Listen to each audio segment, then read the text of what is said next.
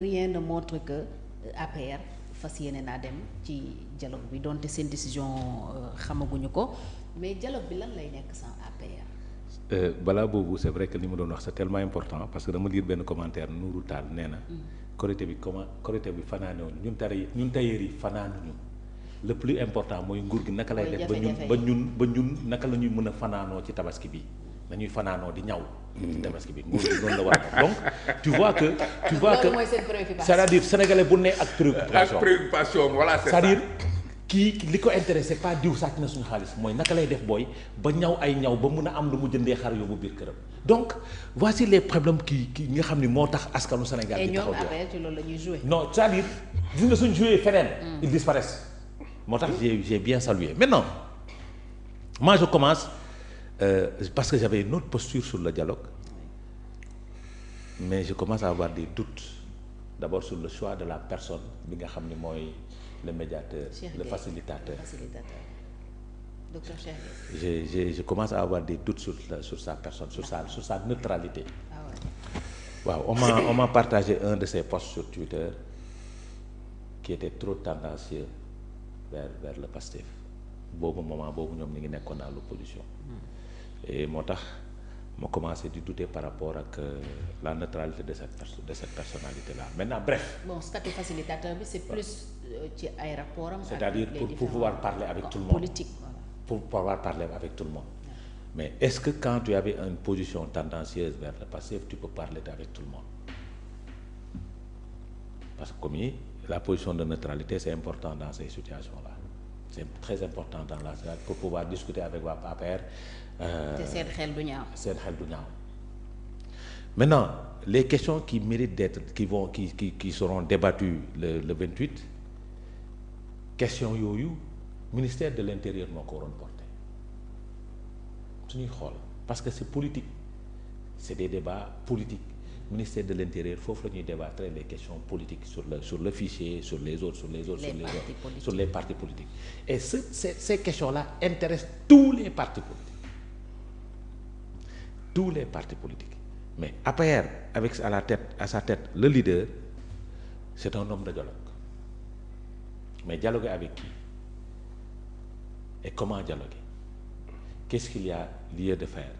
c'est des conditions qu'ils vont poser obligatoirement comme tous les autres partis politiques bu ko bañ APR ak situation bii muy dund politiquement c'est des conditions qu'ils vont poser pour participer au jour de lancement du dialogue parce que l'important c'est la participation au jour de lancement mais les questions politiques APR seen chargé des élections moom dina fa dem au ministère de l'intérieur toog parce que foofu duñ def li leen concerné dinañ ci parce que Pastef noonu la daan défend aussi Adjuma Sow était tout le temps au ministère de l'intérieur pour discuter sur des questions politiques mais en haut participer wuñu ci dialogue la ñuy wax mais su ministère de l'intérieur convoqué dinañ dem te foofu tamit dialogue la waaw wala déet commissaire maintenant le jour du lancement du dialogue avec cette situation-là il sera très difficile à l'Alliance pour la République de participer à ce dialogue je ne dirais pas à l'Alliance pour la République mais je dirais au groupe Takku Wallu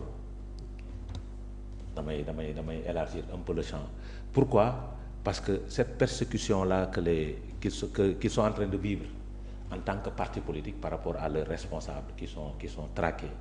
le leader du parti qui est traîné dans la boue des gens qui sont convoqués à tout azimut dina andi difficulté sur la participation de l'opposition sénégalaise parce que aussi mënoo dem ci participer dialogue boo xamante ni chaque jour dañ lay saaga te ki lay saaga mooy njiitum réew mi voilà parce que njiitum réew bi moo ne woon Macky Sall mi ngi def dara ci suuf mi ngi def ay manœuvres ci suuf donte man waxoon naa la fii ne appel du pied la woon et les choses sax sont en train de se former de prendre forme présentement par rapport à une future rencontre entre les deux personnalités dina am yi tôt ou tard dina am yi fu muy amee nag xaw ma mën na nekk France mën na nekk feneen mais dina am yi parce que ils seront obligés d'aller au niveau du séminaire gouvernemental ils seront obligés parce que les choses sont en train d'être réglées maintenant nag la participation aux journées de lancement du dialogue du yàqal dara APR la non participation du yàqal dara APR du ko yàqal dara parce que parti politique yàgg na fi bañ a participer aux journées de lancement du dialogue dem dialoguer avec le ministère de l'Intérieur parce que les questions politiques foofu lañ koy dialogue maintenant nag le président de la République dans de telles situations blason lay redorer. image am lay defar. image am lay defar parce que su convoqué dialogue tous les partis politiques ñoo toog mu wone ni c'est le chef suprême c'est le président de la République loolu lay bëgg est-ce que tu comprends. maintenant je suis en train d'imaginer suñu toogee le premier ministre sera à ses côtés El Malick Ndiaye sera à ses côtés ils feront face à l'Alliance pour la République qui sera sur les premiers rangs lan mooy traverser seen xel. je te laisse imaginer. waaw quand j'imagine du ma gis lu baax. du ma xalaat lu baax parce que ils vont dire voilà xam nga rek nit rek la mën a doon quoi moo tax ma xalaat ni dina xaw a un peu gênant à l'Alliance pour la République avec cette nouvelle situation ñu ci dem maintenant nag sur les questions qui seront débattues au niveau du ministère de l'Intérieur c'est de très bonnes questions parce que suñu démocratie war na mën a togg foofu suñu démocratie war na mën a àgg foofu la réforme des partis politiques la question du bulletin unique qui a toujours été fait débat ici dans ce pays-là parce que avec les élections législatives yii rek la question du bulletin unique posé nañ ko est-ce que tu comprends la question du statut du chef de l'opposition la question des réformes des partis politiques